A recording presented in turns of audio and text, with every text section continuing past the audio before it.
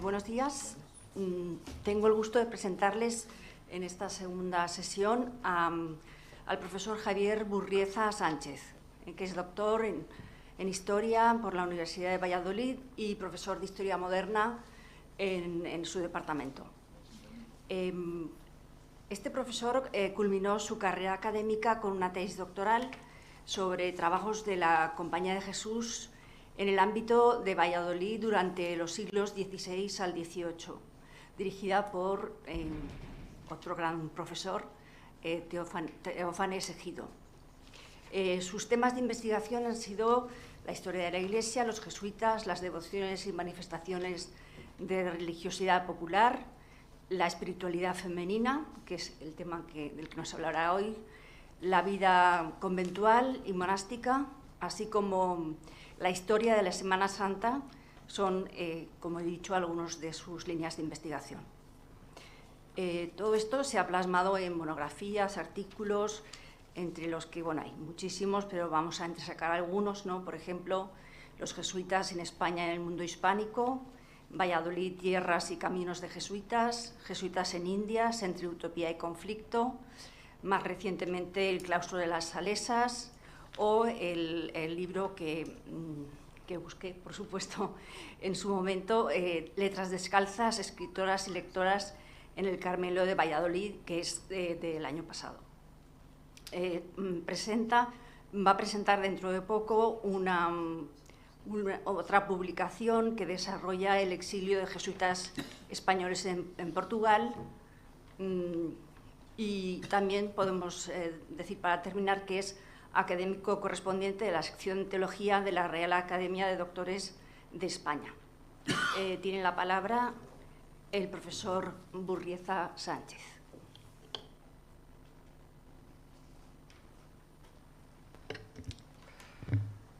Muy buenas tardes, muy buenos días. Muchas gracias a la profesora Beatriz Comella por esta presentación. Muchas gracias al profesor Javier Vergara por esta invitación, por esta presencia por vez primera en esta universidad, esta Facultad de Educación de la UNED. Como habrán visto un poquito en esa presentación, aunque parezca mentira, los propios jesuitas me llevaron a las mujeres y a la espiritualidad de las mujeres. A nada que ahondes te darás cuenta que esto no es ninguna contradicción, sino que detrás de muchos de los ministerios de los jesuitas estaban mujeres, y estaba también una de las grandes mujeres del siglo XVI y de su espiritualidad, que va a ser Teresa de Jesús.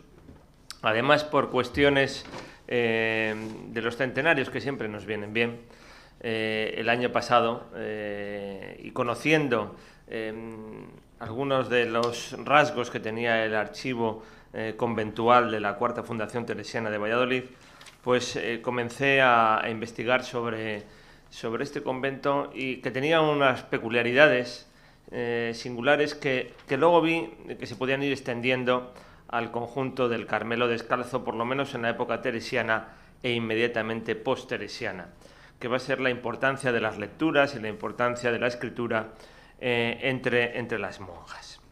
Y eso pues me está conduciendo actualmente pues a ampliar el radio de acción. Lo que ocurre es que siempre es lento, porque los conventos, los archivos conventuales tienen su propio ritmo, tienen su propia geografía, y todo esto, la geografía no quiere decir solamente el lugar donde se encuentren, sino el lugar donde algunas personas han llevado a los archivos, incluso cuando las monjas se trasladan de unos lugares a otros. Cuando hablamos de mujeres lectoras y escritoras en el tiempo tridentino, post-tridentino, del barroco, de los siglos XVI y XVII, disponemos de varios debates que desarrollar. Partimos de la premisa que las monjas, entre las que vamos a encontrar buena parte de las escritoras que en el ámbito castellano son las mujeres mejor documentadas de su tiempo. Nuestro título, Monjas, lectoras y escritoras entre rejas, viene muy bien dentro de este seminario organizado con este carácter interdisciplinar, pues casi como si fuese un vivo sin vivir en mí espacial. En las clausuras, reforzadas por cierto en los tiempos post-tridentinos, encontramos cualitativamente la libertad para escribir y no en la vida matrimonial y familiar. Tendríamos muchos debates de los cuales hablar en esa relación entre mujeres, libros, lectura y escritura, la conveniencia o no de saber leer, la conveniencia de a qué nos llevaba este conocimiento y este instrumento de la lectura, a qué nos llevaba posteriormente el escribir. Podríamos hablar de lo que decía el propio Juan Luis Vives, ya que hemos citado esta mañana a Juan Luis Vives, cuando hablaba que las mujeres tienen tan buen ingenio que parecen haber nacido para las letras, mientras que otros autores no se mantenían en esta misma línea.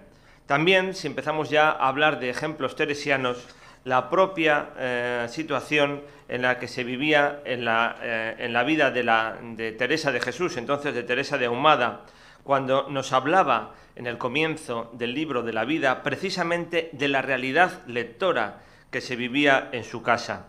Era aficionada, y se refiere a su madre Beatriz de Ahumada, a libros de caballerías, y no tan mal tomaba este pasatiempo como yo le tomé para mí, porque no perdía su labor, sino desenvolvíamos para leer en ellos, y por ventura lo hacía para no pensar en grandes trabajos que tenía y ocupar sus hijos que no anduviesen en otras cosas perdidos.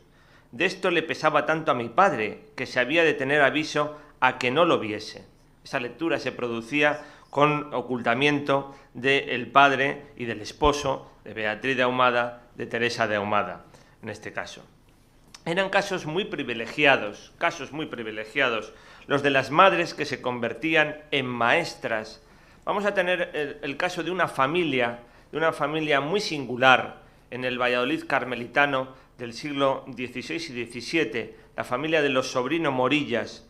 Y precisamente su madre, Cecilia de Morillas, sí que se va a convertir en maestra para la lectura, la escritura y otros conocimientos para sus numerosos hijos. Pero pronto también nos vamos a encontrar que en este mundo de las lecturas y sobre todo de la escritura, que es de lo que yo más les vengo a hablar, van a tener un papel muy importante los confesores y los directores espirituales. Confesores y directores espirituales que no en la misma orden tenían la misma opinión. Por ejemplo, los jesuitas, que estuvieron siempre muy cercanos a dirigir espiritualmente a las carmelitas, sobre todo en el primer tiempo, en el tiempo teresiano, pues a la fundadora del Colegio de la Compañía de Jesús de Alcalá de Henares, Catalina de Mendoza, su propio confesor la va a decir que la lectura y sobre todo la escritura la van a conducir a la vanidad. Mientras que otras mujeres como Mariana de San José, también muy cercana a Teresa de Jesús, imitadora hasta en el espacio fundacional, Mariana de San José va a hablar del carácter, de los efectos espirituales de esa lectura. Estando día leyendo en el libro de la vida de la Santa Madre Teresa de Jesús, llegando a la Fundación de Ávila, se me dio a entender, yo no sé cómo ni quién fue con palabras, mas con gran certeza entendí que yo también saldría de aquella casa y fundaría otras, a donde nuestro Señor se serviría mucho. Como yo era tal, y a mi parecer aquello era tan dificultoso, comencé a turbarme mucho y pareciéndome era el demonio, arrojé el libro de mí y santiguándome dije dentro de mí, ya no me falta otro mal en qué caer, sino en tener hablas del demonio y embustes suyos. Hízome gran miedo temiendo de mi flaqueza que no me deje engañar. Estuve algunos días y yo ya olvidaba de lo que había sucedido. Torné a toparme con el mismo capítulo y con mucha mayor fuerza entendí lo mismo que la vez pasada. Es decir, leyendo el libro de las fundaciones de Teresa de Jesús, ella entendió que tenía que fundar. Va a estar muy presente en esta reflexión el mandato de escribir la vida. ¿Quién estaba detrás de esa dimensión de lectoras y especialmente de escritoras?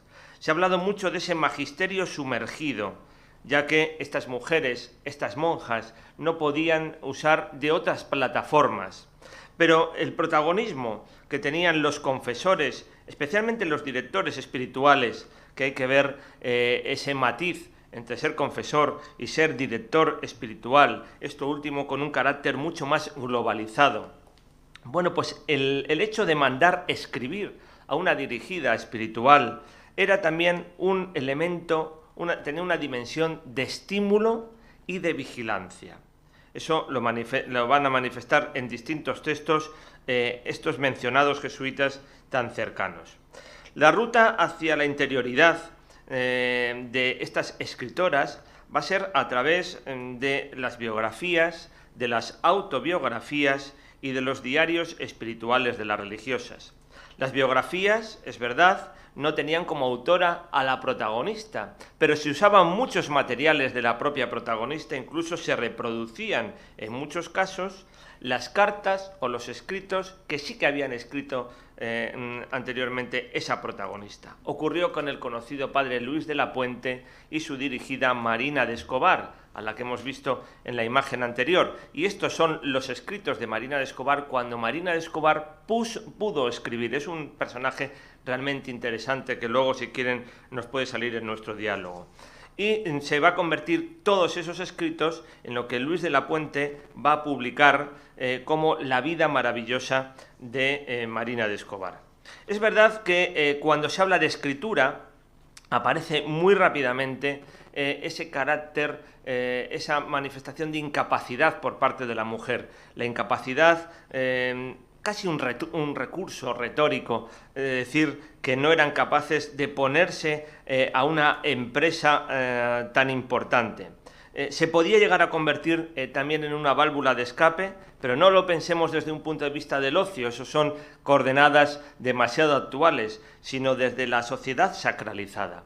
Lo cierto es que la escritura tenía mucho de penitencia, La actividad literaria tenía de penitencia hasta en la posición física de realizarla, pero también se manifestaba en el escribir y el recordar, el hacer memoria de sus propias experiencias, no como vanidad, sino casi como examen de conciencia de todo lo realizado. Y también, en muchas ocasiones, como vemos en este caso, Marina de Escobar, visitada en su celda por los grandes santos de entonces, no se andaba con chiquitas y con un sentido muy ecuménico, Santo Domingo, San Benito, San Ignacio, San Agustín. Bueno, pues los grandes patriarcas de las grandes órdenes religiosas, también desde la enfermedad, cuando no se podía hacer, se podía dictar esos escritos. Hay otras dificultades, es el mundo de la libertad, incluso el haber sufrido prisión por el propio hecho de escribir. Lo vamos a ver más adelante en el caso de María de San José Salazar, una carmelita y fundadora, quizás una de las escritoras más importantes de la época teresiana y posteresiana, pero el caso, que yo todavía tengo que conocer mucho más, de Juana Inés de la Cruz, es muy paradigmático en el virreinato de Nueva España. Una cosa era escribir y otra cosa después era publicar. No todas estaban por la labor de que sus escritos, de hecho la mayoría de los escritos no eran publicados en vida, son ediciones posteriores, no estaban por la labor de publicar. Doña Luisa de Carvajal, que no era religiosa, sino que fue aquella peregrina que, leyendo la vida de los mártires ingleses, decidió marchar a Inglaterra en 1605 y allí permaneció, provocando más de un conflicto diplomático, más de uno, más de dos y más de tres, a los embajadores, hasta 1614, no quería bajo ningún concepto que sus escritos se publicasen. Les confió a un varón de gran bondad y doctrina, como fue Miguel Walpole, uno de los jesuitas que vivía en el Colegio de los Ingleses de Valladolid, y les utilizó Miguel Walpole para la primera de las vidas de Luisa de Carvajal, y sobre todo después de su muerte, cuando estos escritos también estuvieron depositados en el Colegio Inglés de Sevilla, ya les va a utilizar un gran biógrafo del siglo XVII como va a ser Luis Muñoz. Escribir había sido una necesidad espiritual, pero no una necesidad intelectual. Escribir sanaba de dolores corporales y espirituales. Escribir también suponía algunos riesgos, el riesgo de la soberbia, el riesgo de la vanidad, el riesgo de mantener la ortodoxia, sobre todo de cara a los demás. El escribir también tenía su espacio. El espacio, como dice Asunción Labrin, el espacio principal de esa escritura podía ser la celda, pero había que prepararse para esa escritura. La mencionada anteriormente Mariana de San José, creo que está enterrada en Madrid, en el Monasterio de la Encarnación. Mariana de San José decía que para escribir sus diarios espirituales, sus cuentas de conciencia, lo que va a ser su autobiografía, tenía una actitud semejante a la de unos ejercicios espirituales ignacianos. Pero la celda no era el único espacio para la escritura. En este caso la celda de Santa Teresa en el convento, en el Carmelo de Valladolid, muy modificada, por supuesto. No era el único espacio para la escritura. Piensen en el imaginario espiritual que rodeaba a todas estas monjas dentro de las clausuras. Piensen en esas capillas, piensen en esos retablos, piensen en esos relicarios que estaban muy presentes. Hoy en día el relicario en Valladolid es la segunda versión de Camino de Perfección, pero en aquellos momentos las reliquias que importaban no eran los escritos de la propia Teresa de Jesús, cuando Teresa de Jesús estaba allí y estuvo en 5 ocasiones, sino eran otras muchas cosas, otros muchos reliquias, pero todo eso formaba parte del imaginario espiritual. Mujeres que no solamente publicaban autobiografías ni diarios espirituales, mujeres que también, los veremos, publicaban tratados espirituales. Tenemos otros ejemplos fuera del Carmelo, como es el caso de María de Jesús de Ágreda, con su mística Ciudad de Dios, pero dentro del Carmelo vamos a ver algunas de estas monjas que sus superiores, en este caso su general, dentro de la nueva congregación de los descalzos, va a mandarlas destruir los tratados espirituales, todo aquello que se refiriese a su vida ascética o su vida mística. Y como les he dicho antes, la publicación va a llegar en muchos casos después de su muerte, y va a tener mucha importancia los cronistas en esas obras casi enciclopédicas que tienen casi todas las órdenes religiosas, y también las tuvieron los carmelitas descalzos, que supieron en algunos casos no incluir a determinadas autoras. Volvemos a repetir el nombre de María de San José, a determinadas autoras en la historia del Carmelo. Vamos a pasar ya al propio caso de las carmelitas descalzas. Ahí tienen la primera vida de Teresa de Jesús, que va a ser publicada por el jesuita Francisco de Ribera en 1590, en la edición que se conserva en el Carmelo de Valladolid. Nos hemos atrevido a hablar de letras descalzas para resumir las acciones de leer y de escribir de los primeros Carmelos descalzos, de las fundaciones realizadas por la Madre Teresa de Jesús y de sus primeras compañeras, tanto en el ámbito castellano, peninsular, como en su posterior y lenta expansión allende los Pirineos. Las comunidades de esta reforma eran grupos importantes de mujeres que en un corto periodo de tiempo se van a expandir en distintos escenarios, comunidades de orantes, pero también comunidades en las cuales la lectura y la escritura va a tener mucha importancia. No solamente desde el punto de vista espiritual, para su vida espiritual, no solamente desde la concepción humanística que tenía la propia Teresa de Jesús de la vida conventual, y esto se podría hablar del mundo de las recreaciones, sino también como un medio de comunicación. Era necesario un medio de comunicación entre todas las distintas casas, y además una serie de documentos que eran propios del funcionamiento de los propios conventos. En todos los conventos nos encontramos libros de profesiones, pero sin embargo he apreciado, por comparación con otras órdenes religiosas, la especial cuidado que van a tener estas carmelitas en los propios libros del propio funcionamiento del convento. La propia Teresa de Jesús es una mujer lectora, como hemos visto, desde los inicios de su vida. Nos va a hablar precisamente que en ese proceso que hemos denominado de forma tan material, tan plástica, de la conversión, pues qué libros van a estar presentes, ese tercer abecedario de Osuna, esos autores como Laredo, Alonso de Madrid, hasta que lleguen los tiempos recios, y entonces vea que esos libros en romance precisamente va a tener que deshacerse de ellos, y cómo ella en el capítulo 26 del libro de la vida va a describir precisamente la comunicación que tiene con Jesús, y Jesús dice: yo te vas a desprender de esos libros, pero es que yo voy a ser tu libro vivo. Cuando se quitaron muchos libros de romance que no se leyesen, yo sentí mucho, porque algunos me daban recreación leerlos, y yo no podía ya por dejarlos escritos en latín. Me dijo el Señor: no tengas pena, es decir, el latín era una barrera para ella. Pero le dijo el Señor: no tengas pena, que yo te daré el libro vivo. Yo no podía entender por qué se me había dicho esto, porque aún no tenía visiones. Después, desde a bien pocos días, lo entendí muy bien, porque he tenido tanto en qué pensar y recogerme en lo que veía presente, y ha tenido tanto amor el Señor conmigo para enseñarme de muchas maneras, que muy poca o casi ninguna necesidad he tenido de libros. Su Majestad ha sido el libro verdadero a donde he visto las verdades. Bendito sea tal libro que deja imprimido lo que se ha de leer y hacer de manera que no se pueda olvidar.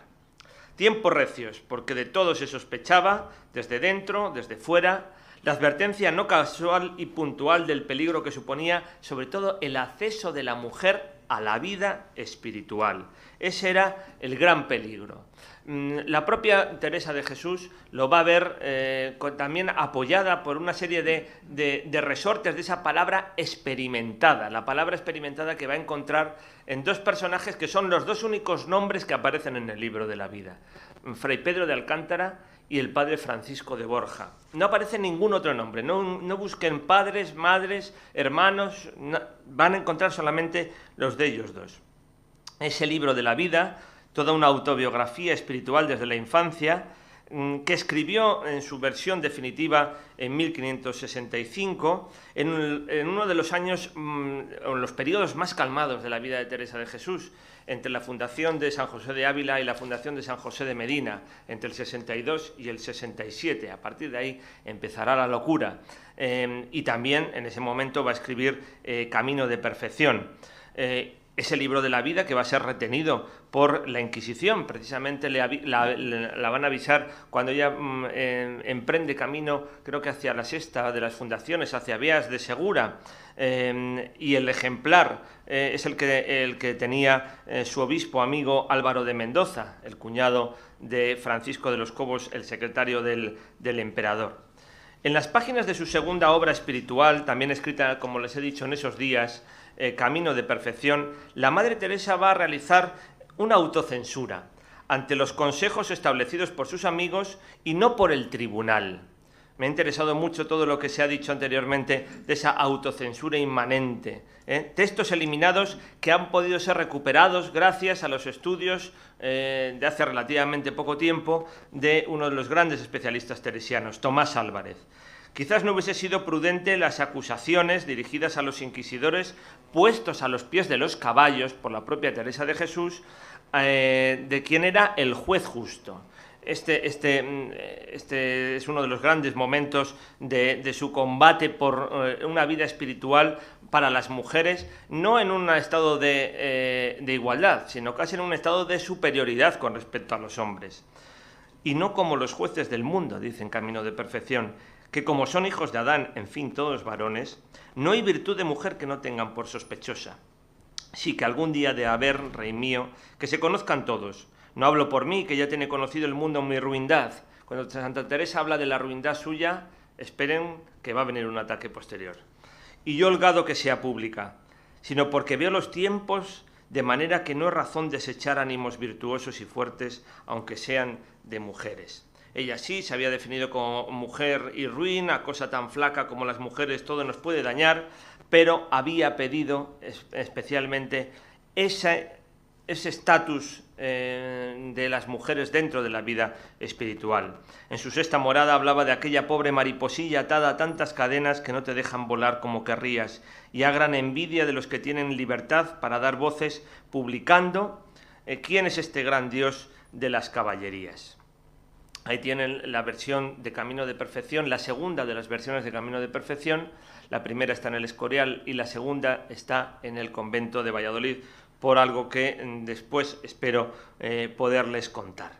El libro de las fundaciones va a ser también un impulso de un jesuita, Jerónimo de Ripalda, que va a responder teóricamente a la obediencia. Habría que ver ese sentido de la obediencia y si efectivamente también Teresa de Jesús quería contar lo que fue contando progresivamente, porque el libro de las fundaciones, que tuvo, por cierto, muchos problemas editoriales a posteriori, no fue elaborado como camino de perfección el libro de la vida, sino que fue más gradualmente, dependiendo de los propios ciclos fundacionales.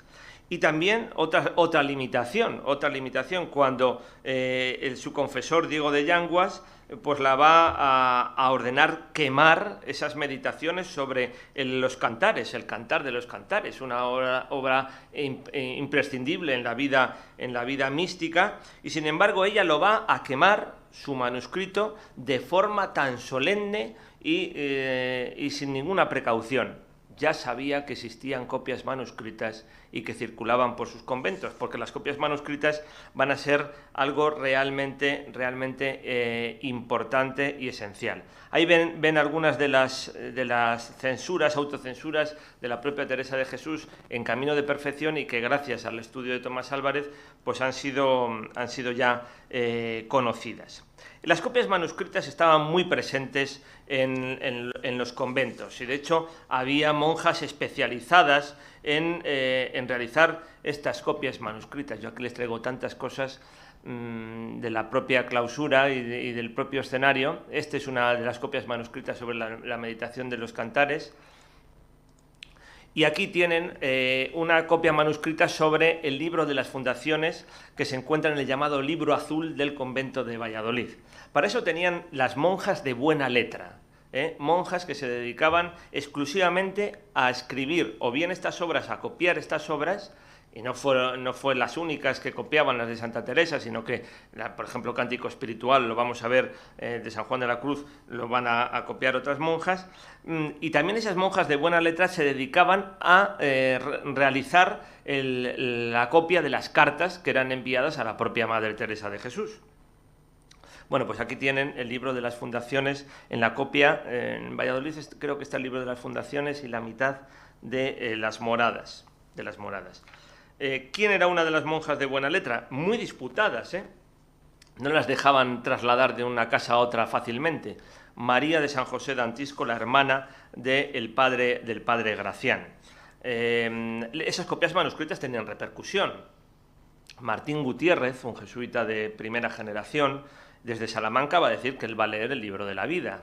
El libro de la vida estaría retenido por la Inquisición, pero el libro de la vida también le estaban leyendo otras personas. También tenemos como el padre Ripalda había leído ese libro de la vida. El libro de San Juan de la Cruz, como les he dicho, otras monjas como Catalina del Espíritu Santo, que esta fue la fundadora material del convento de Burgos, madre de 5 monjas descalzas, una sexta murió.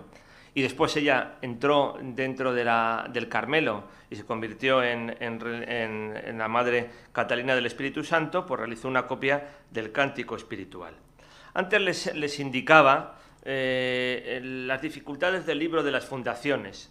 Bueno, el libro de las fundaciones no fue incluido dentro de las obras completas, casi completas, no fueron completas, de Fray Luis de León de 1588, editadas por Fray Luis de León sobre Teresa de Jesús, porque el libro de las fundaciones tenía una serie de connotaciones actuales, sobre todo en sus capítulos 10º y 11º, con el caso de Casilda de Padilla, la hija del adelantado de Castilla, hermana del padre Antonio de Padilla, etcétera. No me puedo entretener en este asunto. Si luego quieren sacarle en el diálogo, pues tenía unas connotaciones tan contemporáneas que hasta bien comenzado el siglo XVII no se pudo editar.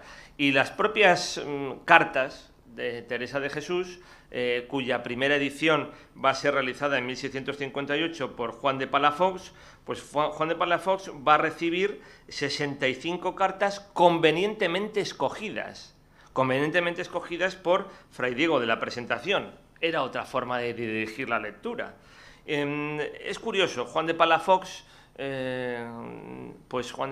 va a quejarse de la mutilación de algunos autógrafos de la santa, de cómo esos autógrafos habían servido para hacer relicarios, de cómo incluso se había cajeado algunas de las cartas de Santa Teresa para realizar nuevas cartas que pudiesen ser convenientes para determinados asuntos. Y eso que él decía que su edición de las cartas de Santa Teresa eran como las cejas y las pestañas, que servían simplemente sus notas para adornar. Piensen que estamos hablando de una persona que escribió entre 15 y 25.000 cartas, de las cuales en la edición actual conocemos unas 600, solamente las cartas que ella dirige a otras personas, no las cartas que ella recibe, que se deshizo totalmente de las mismas. Esas cartas se van a conservar porque van a tener, para las personas que lo recibieron, un carácter sagrado. Bueno, pero esto no se acabó todo con la propia Teresa de Jesús en 1582. Vamos a hacer un rapidísimo repaso a algunas de esas letras descalzas. La propia Ana de Jesús, la figura de Ana de Jesús, una de las fundadoras, superioras más destacadas en vida y posteriormente de la propia Teresa de Jesús, va a ser la fundadora en Francia y va a ser la fundadora en los Países Bajos. Ella va a tener una gran importancia en la edición de las obras de Santa Teresa, primero porque va a recuperar, gracias a sus contactos con la emperatriz María de Austria, con la emperatriz viuda María de Austria. Qué interesante es el papel de María de Austria en su vuelta a Madrid después de haber enviudado de Maximiliano II. Bueno, pues él va a conseguir a través de ella que el inquisidor devuelva el libro de la vida. Y por otra parte va a participar de la edición, en 1611, creo recordar, del libro de las fundaciones. Piensen ustedes que después de la muerte de Teresa de Jesús y de todas las transformaciones de lo que es una provincia de carmelitas descalzos en una congregación, en una orden independiente, va a haber un enfrentamiento entre dos grandes grupos dentro de esa congregación. Uno de ellos, en uno de esos grupos está Ana de Jesús, el padre Gracián y el padre Tomás de Jesús. Que va a ser también el factotum de la segunda biografía de Teresa de Jesús. En un segundo grupo, enfrentado a ellos, estará el general de los carmelitas, Nicolás Doria, que no era muy partidario de la expansión de la propia orden en otros escenarios. Eso va a estar muy presente en los enfrentamientos, en los conflictos que van a vivir, incluso en los conflictos que van a vivir escritoras carmelitas, incluso eliminando muchos de sus trabajos. Ana de Jesús también había sido muy cercana al propio Fray Juan de la Cruz. Isabel de Santo Domingo, que va a ser la fundadora en Pastrana a la pobre Isabel de Santo Domingo, creo que se puede decir la pobre, la va a tocar lidiar con la princesa de Éboli, va a salir con todas las monjas hacia Segovia y después va a ser la fundadora de Zaragoza. Es paralela la figura de Isabel de Santo Domingo con otra también que va a tener una gran importancia en el mundo de la escritura, que es Catalina de Cristo. Catalina de Cristo va a ser la fundadora en Barcelona, precisamente en el año de la Armada Invencible, que se encargó de profetizar el desastre. Esto era otra manera de comunicar también. Espíritu muy alto y no es menester saber más para gobernar, decía Teresa de Jesús de Catalina de Cristo. Aquí tienen un grabado y retrato de la misma. María de San José. Nos faltan muchos minutos para hablar de María de San José, porque María de San José es una de las escritoras que los carmelitas han tardado mucho en recuperar. Incluso los cronistas en el siglo XVIII la habían eliminado de la memoria. La habían eliminado de la memoria. Ya no es que hubiesen eliminado sus escritos, no es que no les hubiesen publicado, es que ella ni siquiera aparecía en la memoria, y va a tener escritos algunos normativos, como el texto incompleto de las recreaciones, o el breve tratado de vida religiosa, o consejos que da una priora a otra que ella ha criado, o instrucción de novicias. Pero es que, claro, María de San José va a tener una vida realmente turbulenta.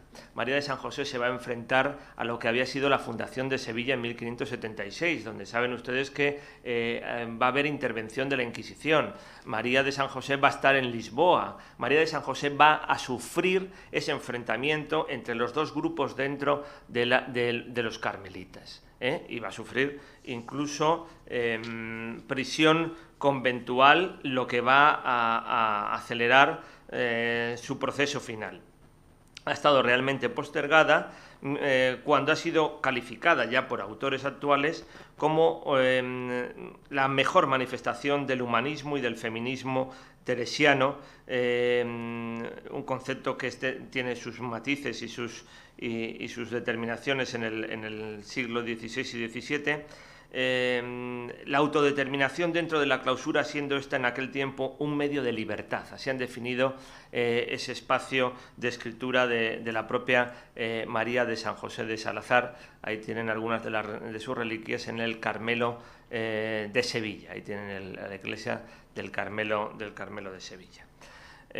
Y su relación también con Jerónimo Gracián, por lo tanto, estaba plenamente enfrentada al grupo opositor, o que el general veía opositor dentro del Carmelo. Había monjas que, por su fama de santidad dentro del Carmelo, y apenas sabían leer, como aquella labradorcita sin letras que era Estefanía de los Apóstoles, estas eran de la definición de la propia Teresa de Jesús, pues la pobre Estefanía de los Apóstoles, que ya les digo, se dedicaba a las cuestiones más domésticas de la casa. Por su fama de santidad, los reyes, los nobles, pedían que les enviase cartas, y tenía que ir al locutorio y empezar a dictar cartas a esas monjas de buena letra. Y en algunos casos encontramos algunos de sus manuscritos, como lo pueden ver a la derecha. Ella, una cronista del convento de Valladolid, lo describe de esta manera: y llamaba a la que había de escribir diciendo: mi hermana, que manda mi madre priora que vamos a escribir. Derramaba gran cantidad de lágrimas el tiempo que estaba escribiendo, de que soy testigo porque la escribí muchas cartas, y antes que las hubiese de dictar se santiguaba y hacía oración al Espíritu Santo, para que fuese el autor de la obra, y así lo era, poniéndolo en el corazón cosas tan divinas como pronunciaba por la boca. Cuando la mandaba bajar al locutorio se pasaba por el coro tomando la bendición del Santísimo Sacramento, etcétera, etcétera. Bueno, esto es una monja que no va a aguantar la presión mediática, lo podríamos decir de esta manera, y va a pedir traslado. La llevarán al Carmelo de Palencia, después al Carmelo de Medina de Río Seco, que no era baladí, el Carmelo de Medina de Río Seco, porque era un Carmelo patrocinado por la viuda del almirante de Castilla, y finalmente volvió a Valladolid. Un caso paradigmático es el caso de Ana de San Bartolomé. Ana de San Bartolomé es otra labradorcita sin letras, en la cual se va a convertir en la enfermera y en la secretaria de la propia Teresa de Jesús. Después va a ser fundadora también en Francia y en los Países Bajos, en Flandes español, donde va a morir.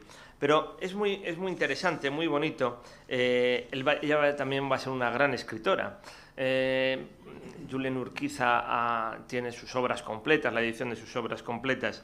Ella misma va a hablar del milagro de aprender a escribir. Cuando apenas sabe escribir, así ella va a relatar cómo va a aprender a escribir. Hallándose la Santa Madre Teresa de Jesús fatigada por tener muchas cartas a que responder, le dijo a esta declarante: si tú supieras escribir, ayudadme a responder a estas cartas. Y ella dijo: deme vuesa reverencia una materia por donde deprenda. Dióla una carta de buena letra, de una religiosa descalza, y díjola que de allí aprendiese. Y esta testigo la replicó que le parecía a ella que mejor sacaría de su letra, de la letra de Teresa de Jesús, y que imitación de ella escribiría. Y la Santa Madre luego escribió 2 renglones de su mano y dióselos. Y a imitación de ellos escribió esta carta, esta testigo, aquella tarde a las hermanas de San José de Ávila. Y desde aquí las escribió y ayudó a responder a las cartas que la madre recibía, sin haber, como dicho tiene, tenido maestro ni aprendido a escribirlo de persona alguna. Es decir, el milagro, por primera vez casi, hay milagros y catálogos de milagros de tantas cosas, pues la importancia que tenía el mundo de la escritura en estas carmelitas, que hasta se produce un milagro de aprender a escribir. En realidad es que Teresa de Jesús en aquellos últimos momentos de su vida tiene una oficina montada que va con ella, donde forma parte pues, Ana de San Bartolomé, o donde forma parte Teresita de Ahumada, que es su sobrina, que por cierto en los últimos días de su vida está copiando de nuevo el libro de la vida. Es decir, el libro de la vida le tiene el inquisidor general, pero el libro de la vida le está copiando también su sobrina.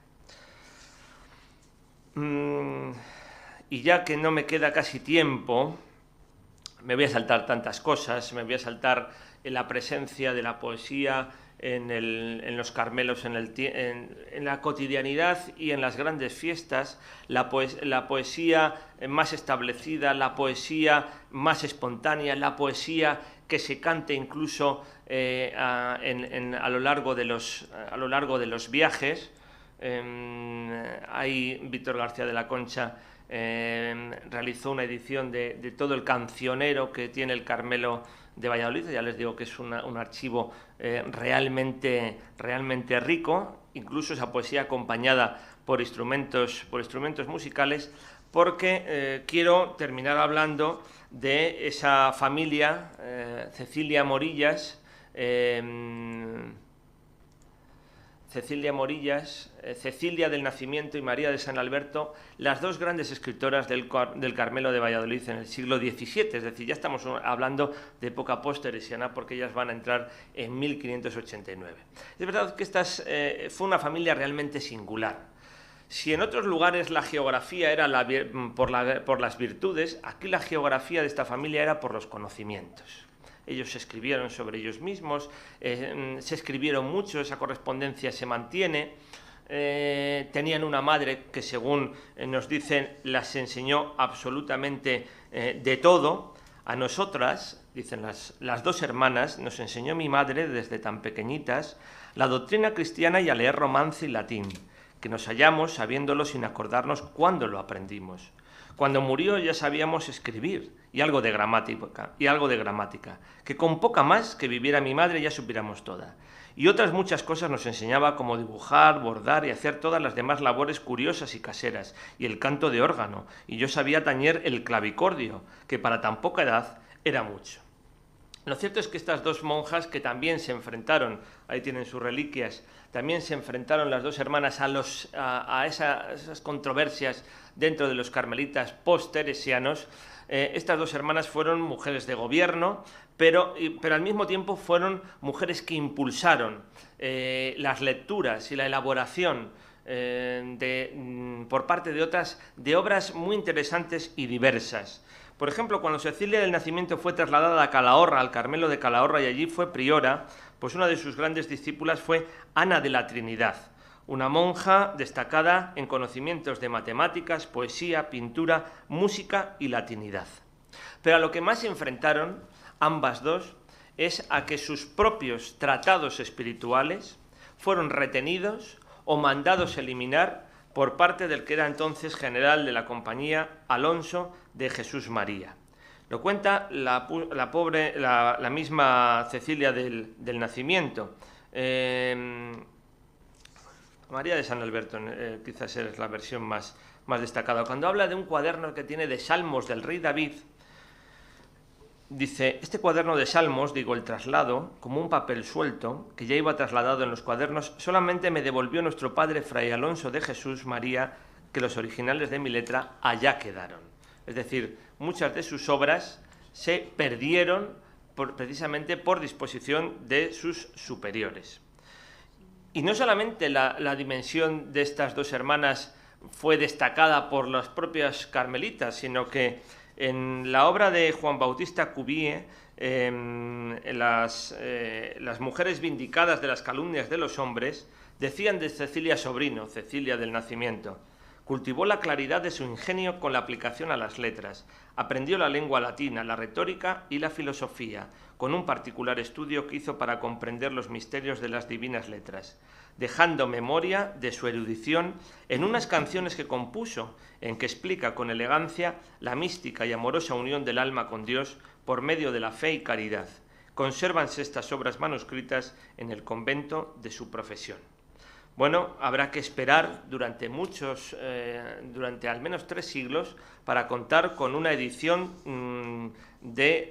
primera edición de las obras de Cecilia del Nacimiento. La va a publicar en Espiritualidad el padre José María Díaz Cerón, aunque es verdad que algunos carmelitas en el siglo XVIII ya van a destacar en este caso Fray Manuel de San Jerónimo, en su Reforma de los Descalzos en 1710, ya va a destacar algunos de los escritos de Cecilia del Nacimiento. Pero los contemporáneos de ambas hermanas, cuando murieron en 1640 María de San Alberto y en 1646 Cecilia del Nacimiento, los contemporáneos de lo que más se preocuparon fue de promocionar su olor de santidad y no tanto de la singularidad de sus letras. Estas son algunas de las conclusiones provisionales que les expongo aquí, porque tenemos que seguir realizando lo mismo que se ha hecho en Valladolid, en Medina del Campo, en otros Carmelos, para otros Carmelos, porque la nómina de mujeres escritoras y lectoras en esos Carmelos del primer teresianismo o post-teresianismo, al menos hasta la mitad, yo no me arriesgaría a llegar hasta el siglo XVIII, pero al menos hasta la primera mitad del siglo XVII, ahí también están las cronistas, pues nos va a dar un panorama muy destacado de lo que era la mujer que pretendía Teresa de Jesús para sus conventos. Incluso cómo lo quería transmitir también, la propia transmisión de lo que eran las virtudes, cómo realizar las hagiografías. Teresa de Jesús también va a hablar de eliminar las ñoñerías en esas hagiografías. Pero como ven, en este caso las censuras, algunas van a ser propias, otras van a ser de los superiores y otras van a ser de la memoria y del olvido. Muchas gracias. Muchas gracias, profesor Burrieza Sánchez. Le felicito porque me ha parecido una intervención realmente magnífica. Nos ha hablado usted pues desde la famosa familia Sobrino Morillas, con sus dos representantes, además de su madre. Pues he anotado algunas de las cuestiones que usted ha tratado, por ejemplo, pues la libertad dentro de lo que cabe, ¿no?, para escribir en la vida monástica. También otra situación distinta, que es el mandato de escribir la vida, las biografías realizadas por monjas pero con otra protagonista, el hecho de escribir como penitencia, como una necesidad espiritual y no tanto intelectual, que no eran publicadas en vida, el papel de los cronistas, que a veces no incluyen a determinadas autoras, los tiempos recios de acceso de las mujeres a la vida espiritual, la autocensura de Santa Teresa, las monjas de buena letra, que es algo que desconocía totalmente, y bueno, también otras formas de comunicación, ¿no?, como pueden ser la profecía de Catalina de Cristo, pues el humanismo y feminismo, entre comillas, de María de San José, o gente que, bueno, pues que proviniendo del campo, pues no sabía ni leer ni escribir y pues llegó a hacerlo, pues incluso milagrosamente, ¿no?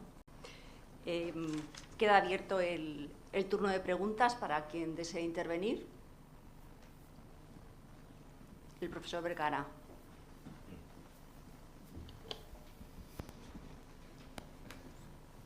Muchas gracias, profesor Burrieza.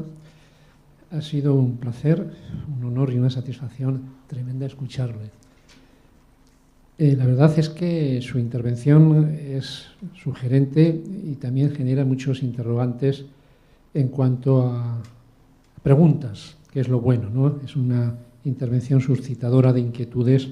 Vamos a ver, yo le voy a hacer una pregunta con una reflexión previa, a ver qué opina, porque le doy muchas vueltas al tema. Es decir, yo observo, cuando comparamos, por ejemplo, la situación de la mujer en el mundo moderno y en el mundo medieval, siempre todos hemos leído la famosa obra de Pernod sobre la mujer a la sombra de las catedrales, ¿no?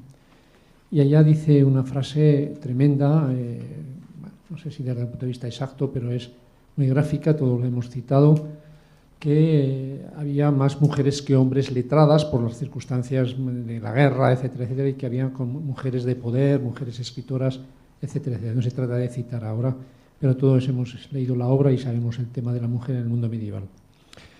Claro, cuando vamos al mundo moderno, nos encontramos con el fenómeno de la censura, que la Edad Media también existía, pero de otra manera, ¿no? Es decir, de otra manera, aquí hay un tema, una variante que a mí me llama mucho la atención, ¿no? Que es el famoso índice de 1564, que el profesor Martínez de Bujanda ha estudiado muy profundamente, ¿no? Pero el índice de 1564 llevaba, aparte de sus prohibiciones, 10 reglas muy llamativas, ¿no? Que sirvieron en parte de censura a muchas órdenes religiosas, a muchos prelados, y entre ellos a la Orden del Carmelo, por supuesto a la Compañía de Jesús, para abordar el tema de la censura. A veces se ha dicho desde cierta literatura, y yo personalmente estoy en desacuerdo con ella, que la censura era por el mero hecho de ser mujer. Creo que eso no es un tema que sea de objeto serio de debate historiográfico, ¿no? Eso es otra cuestión que aquí yo no quiero plantear. Pero hay 10 puntos que usted o que tú conoces muy bien, que se añaden utilizan los padres tridentinos para censurar, que los cogen del índice de 1557, 58, 59, y que luego van anejos al Indis Librum Prohibitorum de Trento, ¿no? Y ahí se dice una cosa muy importante, desde mi punto de vista, como teoría de la censura, como teoría del marco de la censura, que es los temas místicos, los temas de elevado nivel teológico, de elevado nivel sobre la gracia, la trascendencia, etcétera, la confesión, los sacramentos, pues no era bueno que se leyeran, que se pusieran en romance, en lengua, no dicen romance, en lengua vernácula, ¿no?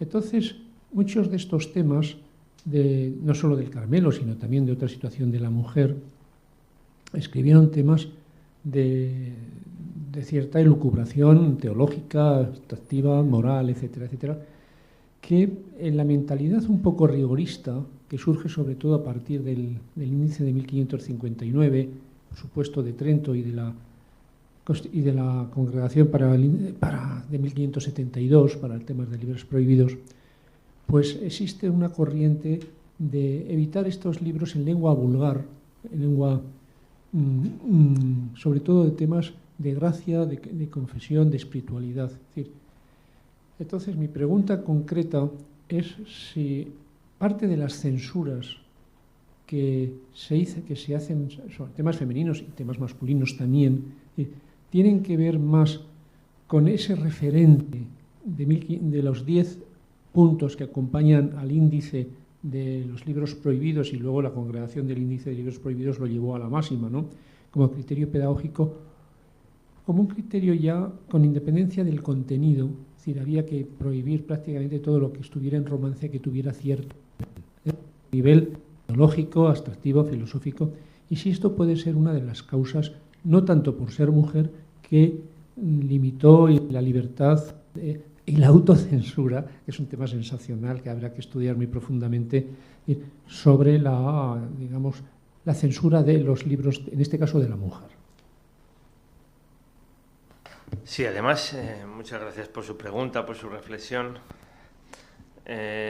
Además es que a mí me interesó mucho y no está suficientemente estudiado todavía dentro de la trayectoria de los carmelitas, esa época a partir de 1582 de la propia orden, porque en esa mentalidad rigorista que usted señalaba y que respondía al periodo posttridentino, etcétera, también precisamente el grupo liderado por Nicolás Doria no solamente quería limitar la expansión de los carmelitas a escenarios que no fuesen los de la península, y viene ahí todo el conflicto de la Congregación de Italia, sino que además asumía esos principios rigoristas.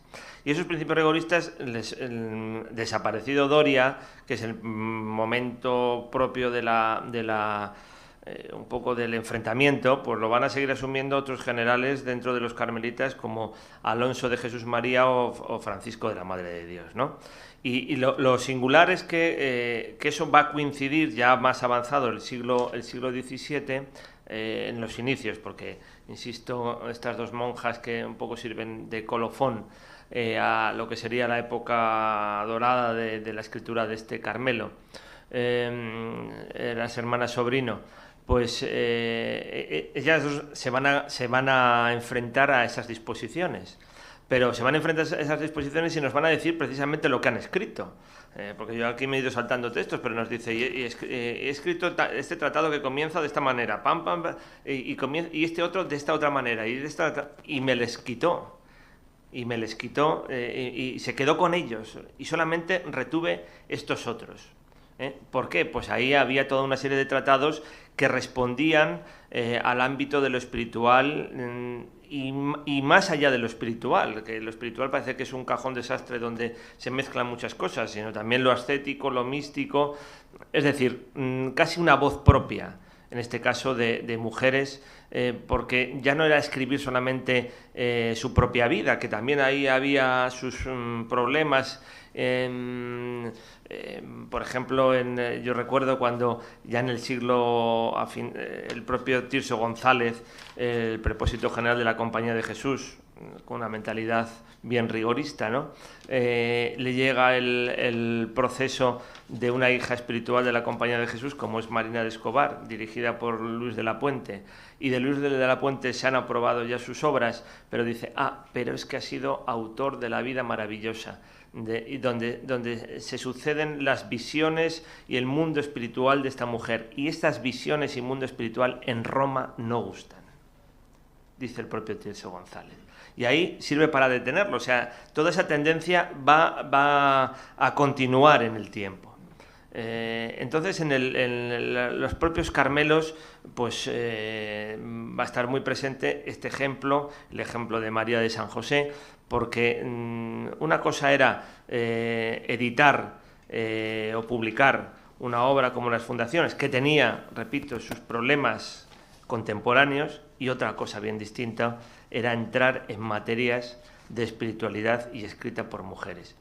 Y además, pues claro, aunque estas nos dicen que tuvieron una maestra en latinidad como era su madre, pero lo escribieron en romance, porque otras cosas las van a seguir escribiendo en romance.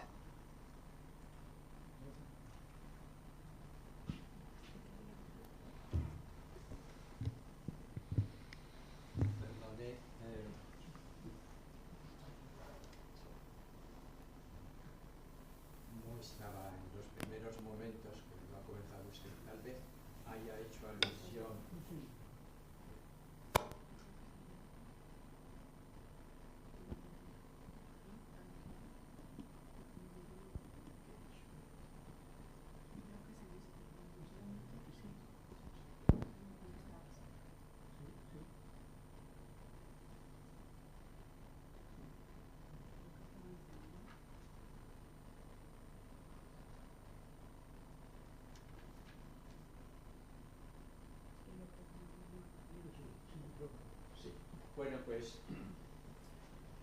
probablemente ha hecho alusión a esa frase de Santa Teresa que dice que el inquisidor general les había privado de los libros de espiritualidad y que lamentablemente tenían que renunciar después del índice. Y esto es muy interesante, la incidencia que el índice pudo tener en el desarrollo y la orientación de la piedad y de la mística española. En fin, y yo me quería preguntarle, ¿cree que Santa Teresa se conformó fielmente y escrupulosamente a esta orden? Porque hay indicios de que otros espirituales de su época, incluso San Juan de la Cruz, yo lo he probado con Diego de Estella, pero Jan Orcival consagró un libro a las fuentes fenoflamencas de San Juan de la Cruz, en el que prueba de una manera evidente la influencia enorme que tuvieron los autores renoflamencos que estaban prohibidos por la Inquisición, principalmente el ejercicio de perfección de Carlos. Y a mi modo de ver, prueba que con casi toda evidencia, San Juan de la Cruz utilizó ese trazo.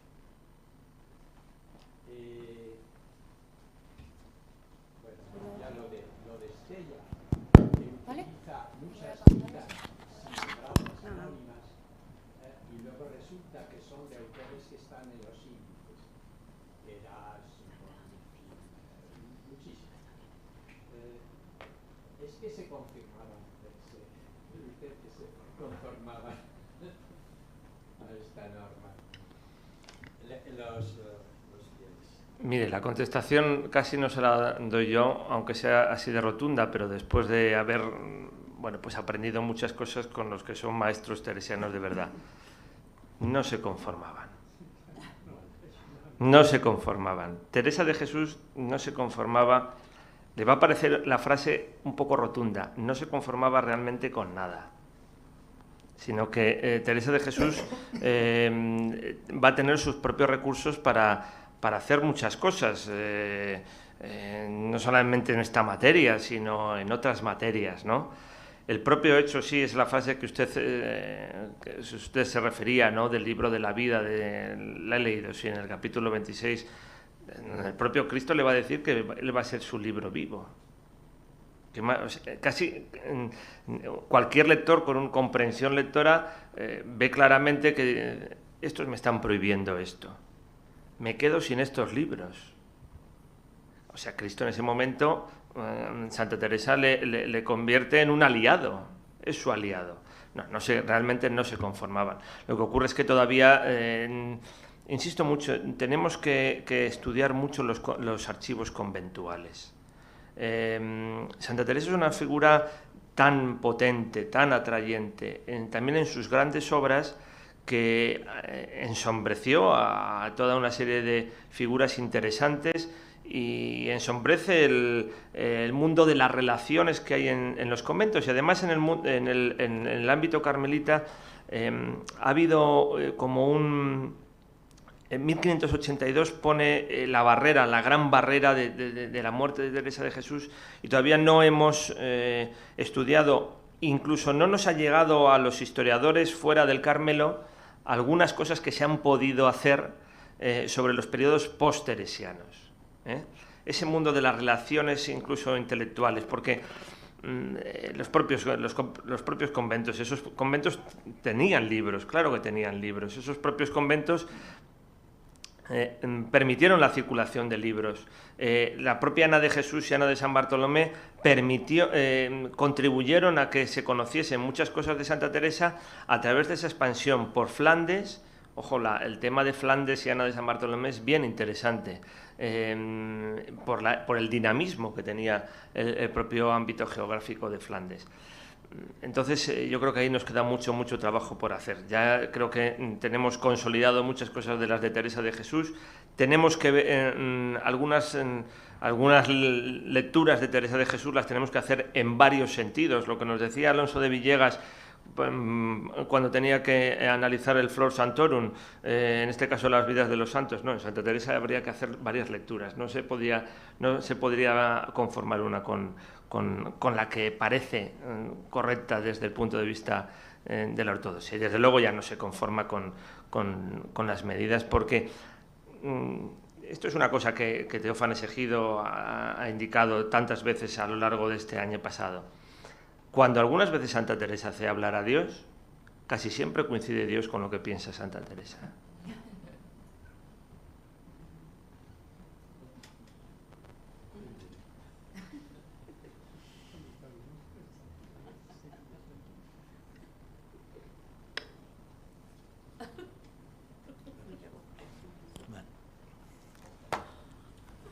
Muchas gracias, enhorabuena. Hay dos cuestiones que ha citado como muy de pasada y me gustaría que volviera en profundidad. ¿Qué ha representado para la mística la poesía? ¿Qué ha representado para la mística la poesía? Y desde su punto de vista, ¿qué tipo de relación encuentra entre la poesía de San Juan y especialmente de Santa Teresa? Bueno, esto es como el preámbulo. Yo estoy profundamente preocupado en este momento por emerger elementos claves de la obra de Santa Teresa para un estilo educativo diferente. Por ejemplo, se ha referido a algo que es clave. ¿Cuál es la potencialidad del aprendizaje de la lectura como forma de desarrollo intelectual del ser humano? ¿Y qué podemos emerger de la obra de Santa Teresa, sobre todo de la autobiografía? Por ejemplo, el camino de perfección. Desde su punto de vista, ¿qué se puede extraer? Y a partir de ahí, ¿cuál tendría que ser el modelo de formación de las personas que quieren de verdad encontrarse con Cristo a través de un diálogo mucho más profundo? Y por lo tanto, entender de verdad cuál es el paso cualitativo de la mística para entender al ser humano en su dimensión. ¿Tiene algún sentido este debate en el momento actual? Bueno, muchas gracias. Sí, la primera... Y ya acabo, sí. No sé si usted ha visitado Beat de Segura, seguro que sí, y ha podido contemplar, por ejemplo, el Museo de San Juan de la Cruz en Úbeda. ¿Usted cree que ahí no hay una base fundamental para entender de verdad lo que fue el post-teresianismo y la transformación que para toda la orden ha supuesto? Muchas gracias. Bueno, a la primera pregunta, en todo lo referente a la poesía mística, le voy a decir que me ha sobrevalorado, a un pobre historiador le pueda responder a esa pregunta realmente complicada para los que nos dedicamos a estas cuestiones desde el punto de vista de la historia, no tanto desde el punto de vista de la literatura. Lo que sí que le debo de decir con lo que se refiere a Camino de Perfección, y además me ha recordado algo que en varias ocasiones, con el tema de la didáctica y de la enseñanza, en varias ocasiones me lo he encontrado un poco de pasada, porque claro, el epistolario de Teresa de Jesús es un epistolario muy parcial en cuanto a que tenemos muy pocas cartas para la gran cantidad de cartas que escribe. Es decir, que hay una realidad mucho más grande que está condensada, y por otra parte solamente tenemos una parte de ese diálogo que se establece entre el tiempo. Nos ha censurado, también nos ha censurado. Bueno, a lo que yo le iba. En Camino de Perfección es una obra dirigida a las monjas de San José y después dirigida a sus propias descalzas de otros conventos, pero claro, en esos momentos está escrito antes de la fundación de Medina del Campo de 1567, y también posteriormente dirigida a más mujeres, no solamente de su ámbito conventual. Pues claro que tiene una dimensión de la propia enseñanza, del papel que tenía que tener la mujer en esa vida espiritual, y en ese sentido es bien didáctico, porque lo que yo le quería decir con las cartas, con lo que he visto yo en cartas de Santa Teresa, es que en varias ocasiones le van a llegar proyectos a Santa Teresa de escuelas dirigidas por las propias monjas. Por lo menos en 2 ocasiones lo he visto yo. Y eso es, en una de las ocasiones, creo recordar que cuando se va a dirigir a Palencia. Y eso que ya Teresa de Jesús es una mujer muy enferma en aquellos momentos, y hay 2 personas que le dicen, bueno, usted lo que le pasa es que usted está vieja. Y entonces dice, no. Entonces, ahí es cuando reacciona, ¿no? Ahí es cuando reacciona, y cuando dice que ella ha recibido una confirmación por parte de Dios. Es por lo que yo les decía, no se escandalicen con eso de que muchas veces lo que piensa Santa Teresa, o lo que piensa Dios, piensa Santa Teresa. Bueno, pues por lo menos en ese momento se lo encuentra, y ella ve que excede. En algunos momentos trata el asunto en alguna carta más, pero excede de su capacidad esa posibilidad de educación directa a las niñas, y a través de sus monjas. El Camino de Perfección, sin embargo, va a poder tener esa dimensión, claramente.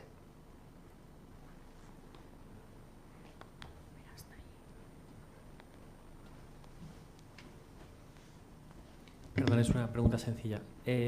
Erasmo escribió ya al final de su vida una obrita que es una pedazo de obra, que es de Pueris Stati Mac Liberaliter Instituendis, sobre la educación de los niños desde una edad temprana, y que fue rompedora porque él ahí plantea una y otra vez, con muchos argumentos, una pregunta que es muy femenina, ¿no? Que es: ¿qué hay más querido que un hijo a quien querríamos enseñar no solo nuestras facultades, sino dar nuestra misma vida, ¿no?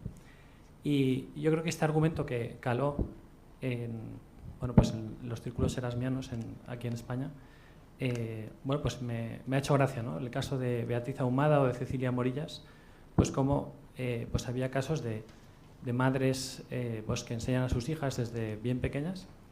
Quería preguntarte estas dos cosas, ¿no? Si el fenómeno de estas madres que enseñan a sus hijas desde pequeñas es nuevo de este siglo, y luego, pues, ¿a qué se debe, ¿no?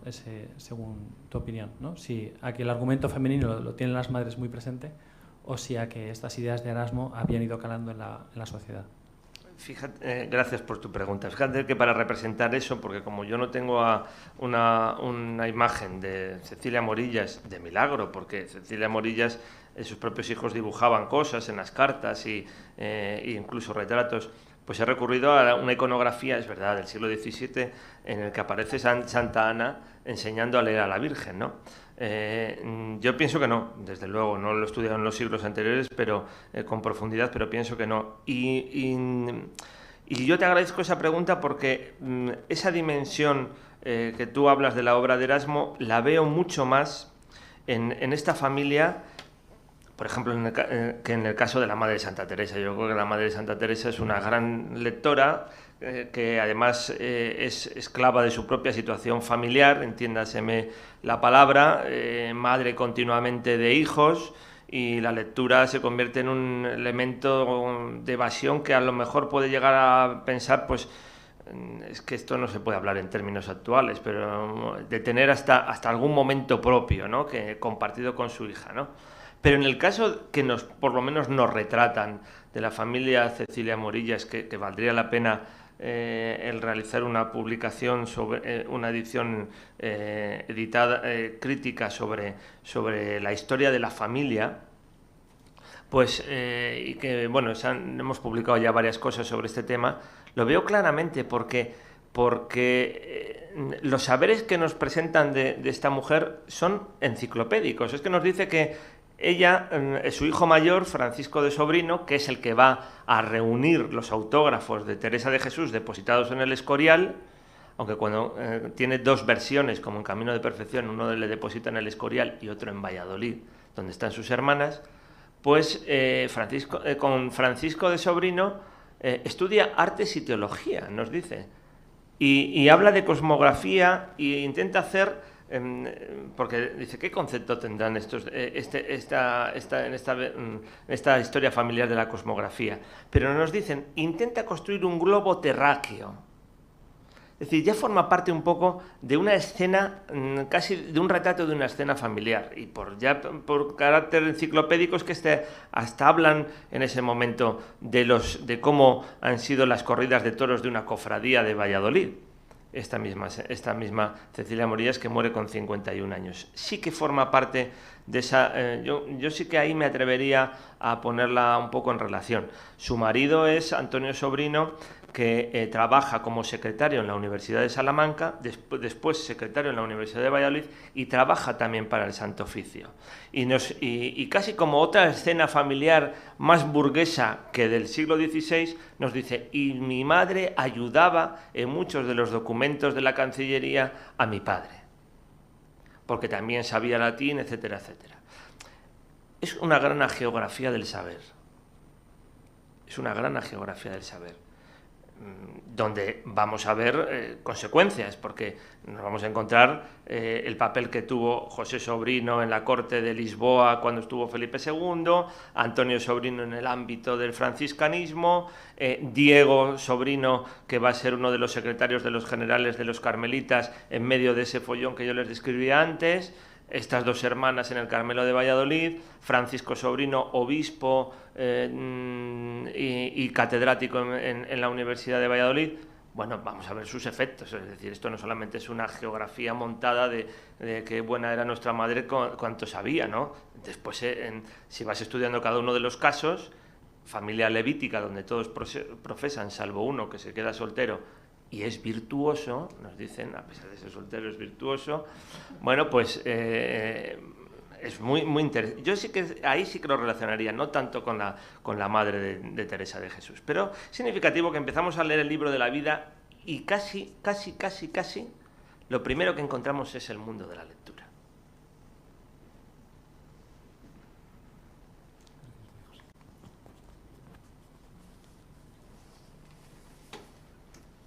Javier, una pregunta que también tiene relación con el tema que yo voy a exponer mañana, que tú has aludido y a mí me parece muy importante desde el punto de vista de la censura, que es la obediencia corporativa. Que obediencia corporativa, sí, que constituye uno de los puntos de debate, de reflexión y de referencia para establecer unas líneas de censura u otras, ¿no? Entonces, observamos que la censura, sobre todo se lleva, o al menos se acepta con todas las matizaciones que queramos hacer, sobre todo en la segunda mitad del siglo XVI, ¿no? Es decir, hay el famoso tema de 1555 de la Paz de Habsburgo, donde nos lleva a una especie de repliegue y de cerrar filas en favor de una postura común, y si quieres rigorista, ¿no? A mi modo de ver, esto se mantiene con todas esas resistencias que siempre hay a la obediencia debida hasta el primer tercio del siglo XVII. El primer tercio del siglo XVII. Porque a partir de aquí ya empiezan a haber grietas considerables en el tema de la eficacia de la censura. Ahora yo quiero recordar una disposición de Felipe IV de 1623-24, me parece que es sobre... Se queja amargamente el propio monarca de cómo es posible que las instituciones de las órdenes religiosas permitan publicar libros sin licencia, y conmina a los responsables de las órdenes a que cuiden ese tema. Claro, es decir, yo este tema lo desconozco en el tema del Carmelo, en el tema he estudiado la Compañía de Jesús, y aquí se observa cómo a partir de mediados del siglo XVII la censura de la Compañía de Jesús se debilita. Digo, de una manera palpable, patente, es decir, cuando el famoso tercer voto de la Compañía apelaba a la obediencia corporativa, ya no digo la obediencia ancestral al Papa, ¿no?, pero sí al tema de los superiores, por una idea tremendamente importante, y es que en las órdenes religiosas el mandato de la obediencia se debía a que los dictámenes de los superiores, la voluntad de Dios venía a través de los superiores, y yo, obedeciendo a los superiores, obedecía a Dios, ¿no? Esta tesis que ha estudiado mucha gente, que formó parte también, que es de San Ignacio, y que en cierto modo se puede decir que marcó la obediencia en la Iglesia Católica, cómo se vivió en el tema del Carmelo. Es decir, si a partir de un determinado momento esa especie de resistencias que tú decías a las posiciones personales, a defender las posiciones personales, también se mantienen en el Carmelo, y esto más o menos cuando empieza a hacerse patente, porque en la propia Compañía de Jesús, hacia 1670, hay con dolor, con verdadera, digamos, pena, se dice la cantidad de desobediencia que hay a publicar a las publicaciones sin el permiso de los superiores. Entonces, esto en el tema de la mujer, en el tema del Carmelo, se da, hay una desobediencia a los dictámenes de la orden, y si la hay, sobre todo, ¿cuándo, no? Perdón. Gracias también por tu pregunta. Claro, es que el Carmelo tiene una trayectoria diferente, porque el Carmelo va a estar durante esos momentos iniciales, va a estar con un enfrentamiento interno entre calzados y descalzos muy importante. Cuando esto esté resuelto jurídicamente y se constituya una nueva congregación, lo que va a ser los carmelitas descalzos, es cuando se va a producir todo este proceso que todavía yo no he apreciado, estudiado suficientemente, si lo que se produce ahí son más bien distintos cambios de orientación o distintos caminos para la expansión. Es decir, estamos hablando de una orden todavía que queda mucho para consolidar. Esa consolidación que ya manifiestas tú en la Compañía de Jesús, es un camino totalmente diferente, ¿no? Hace poco tiempo ha publicado, nos había adelantado algo, ¿no?, en el Congreso Teresiano que hizo, se celebró en Salamanca, el profesor Luis Enrique Rodríguez San Pedro Bezares, un artículo sobre a ver si me sale bien la palabra, como una influencia de los jesuitas y del proceso de formación y de funcionamiento de los jesuitas en la propia Orden del Carmelo, sobre todo en la figura de Jerónimo Gracián, que va a terminar saliendo, va a ser expulsado de la propia orden, y de Fray Tomás de Jesús, que al principio era de un claro rigorismo y después rigorismo en el sentido no tanto hacia lo que entendemos, hacia las tendencias que hemos visto anteriormente, sino rigorismo en lo que se refiere a la referencia permanente de la orden antigua, de la orden que estaban intentando recuperar, cuando ya Tomás de Jesús se va a convertir pues en uno de los grandes impulsores de la expansión casi hasta misionera, ¿no?, de los carmelitas.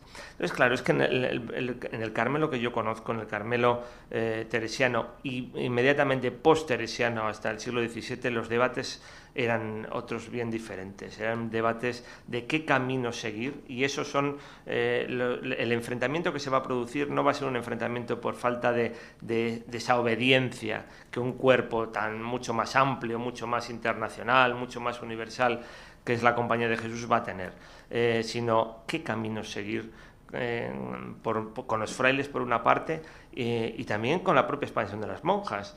Cuando funda María de San José en Lisboa, la acompaña algún fraile, pero claro, Lisboa forma parte de la monarquía, es la primera que funda fuera de los ámbitos de Castilla.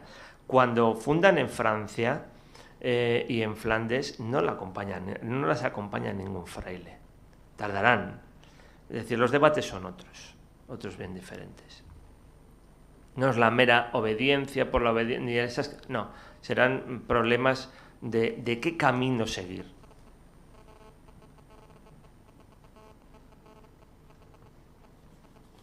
Bueno, vamos a ver, pensando sobre todo en los investigadores más jóvenes, gente en periodo de formación, voy a dar un dato de posible interés, que es que hace 10 o 15 años concebí yo la idea de recoger todos los estudios de Menéndez Pidal sobre Santa Teresa en un volumen. Lo dispuse para la imprenta y se publicó como anejo de la revista Analecta Malacitana. Naturalmente en ese volumen predominan los aspectos lingüísticos y literarios, pero en el aparato crítico hay también referencias y connotaciones a aspectos, digamos, distintos de lo lingüístico y literario, y por lo tanto, pensando, como digo, sobre todo en la gente más joven, recomiendo esa obra. No sé si se puede conseguir materialmente, pero sin duda estará en muchas de las bibliotecas. Segundo, cuando se habló de los tiempos recios y de la dificultad de la apertura de la mujer a la vida espiritual, no sé por qué automáticamente me vino a la memoria, aunque figuro que en fin, habrá diferencias radicales, supongo, o al menos metodológicas, aquello que ocurrió en la época de la República, cuando algún personaje femenino de mucha altura se opuso a que las mujeres votasen, porque era un peligro, dado que estarían dominadas por sus respectivos confesores y por lo tanto el voto de esas mujeres estaría viciado de antemano por esa orientación, digamos, religiosa. Finalmente, dado que en cada época las palabras tienen su propio entorno, muchas veces nosotros los investigadores modernos, para entendernos a nosotros mismos, utilizamos determinadas expresiones que a lo mejor no se corresponden matizadamente a la realidad última del significado de las palabras en una determinada época, ¿no? En la ponencia anterior no hubo tiempo de que preguntase algo que voy a preguntar ahora enlazándolo con la actual, que es lo siguiente.